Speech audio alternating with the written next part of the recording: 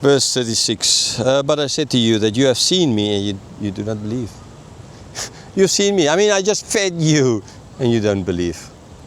So there's a problem inside you. You've seen, you ate the bread, the sign, you saw it, and you don't believe. You want another sign. You saw the sign, and that's not enough. How many signs? How many times can I do everything for you? I created the whole world. I created stars. I created other planets. I created the sun. I created all of this, all of different kinds of trees and fruits and things for humans to build, and everything I created. Is that not enough? Isn't that enough of a sign? And the atheists will say, no, I don't believe. If he doesn't appear in front of me, that's not enough. It's like these guys. The same. We never change. It doesn't matter what. We never change. History, saw today's sign.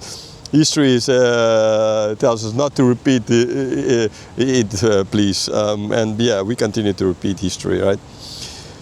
All that the verse 37, all that the Father gives me will come to me, and whoever comes to me I will never cast out. The Father gives. Only those that the Father gives will come to him. And here he's saying, these guys saw the signs and they don't believe. And the reason is because they're not given by the Father, right? Chapter 3, the Spirit gives birth. You're born, chapter 1, born from the Father. I mean, it is so clear. It's so repetitive. I feel like this parrot just repeating the same things over and over, because it's what Jesus is doing. And still theologians and the vast majority of Christians in the churches on Sundays and in the Bible schools, they teach that you are the one who choose God. Charles Finney, Pelagius, Arminius, what the heck, you're all the same. And the vast majority is Joel Osteen and all those guys today. And you can go on and on with Wesley and you are the one who choose God, right?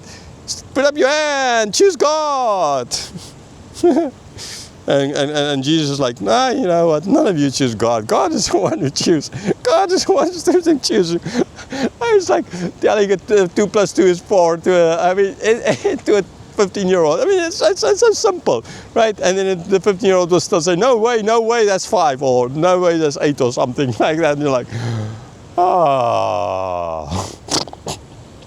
yeah, right.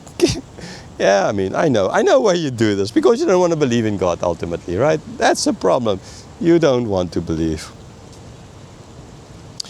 So Father gives, not you praying a prayer, not you putting up your hand, not you making a choice. What the Father gives, they will come. Right, and those coming, I will not cast out. He's not going. He's not this character of Jesus. What they make of Calvinism say, or I would say Paulism, Jesusism. I think that's a perfect word for it. That's a correct word for it, because Jesus taught us, like as if Jesus, God, is standing there in front of the Father. Here is hell behind his heaven behind his back, kind of, right? And he's standing there. Jesus standing there. No, you're not coming in here because you're not elect. Go out of here. You go to hell. Oh, I want to come to heaven. I want to come to heaven. I so much want to come to heaven. Oh, yeah, I want to. And here's Jesus, evil Jesus, standing there, big burly. Okay, so, we just had to wait a little bit there. The camera was hot. I was hot.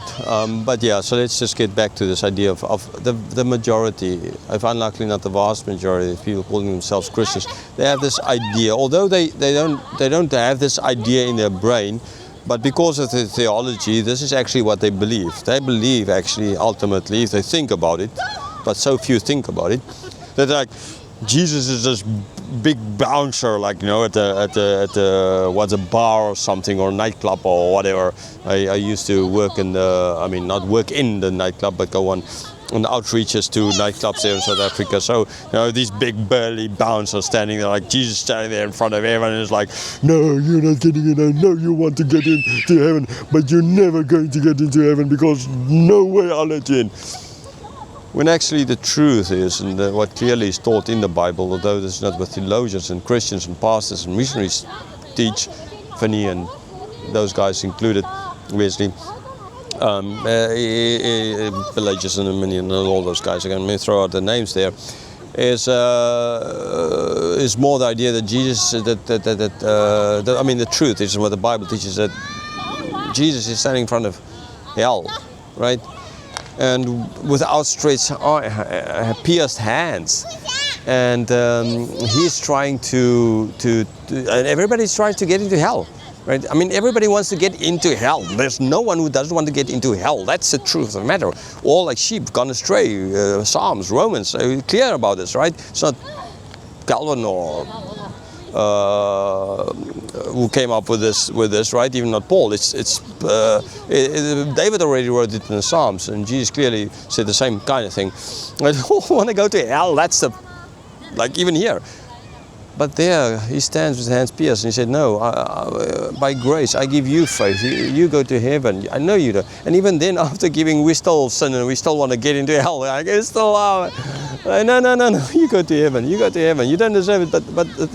That is the truth. That's what the Bible teaches. So I mean, I as well, as a pastor, if you teach other kind of nonsense, I mean, you'll need to give account for it one day. As a missionary, you'll need to give account of it. It's not about the choice you make. It's about the choice that we've seen from this verse, a choice that the Father makes. He gives to the Son, and whoever the Son is not kicking away, the Son is accepting him. Right? That is the truth. And not this other theology that people preach, so please. I'm not a Calvinist because of John Calvin. I haven't even read the Institutes of Calvin.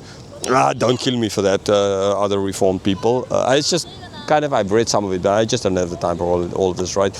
Anyhow, so that's not why I'm... it's clear here. It's clear as daylight. It's dark here now. But as that building is lit up, right? It's as clear as that building stands out against the night sky. It's so clear. We don't want to see it. We don't want to see it. Because if we admit to this, and I don't have a free will, or if I admit to this, and oh man, this Christian, he won't be afraid of sinning, and then he's just going to go to hell. Oh, yeah, right. Okay. Now, if the devil comes around, just tell him he's not even allowed to touch it. I know God didn't say that, but that's just helping you, right? Yeah, and we know where that ended up. Okay, verse 38. For I've come down from heaven not to do my own will, but the will of him who sent me. I didn't come here to do what I want to do.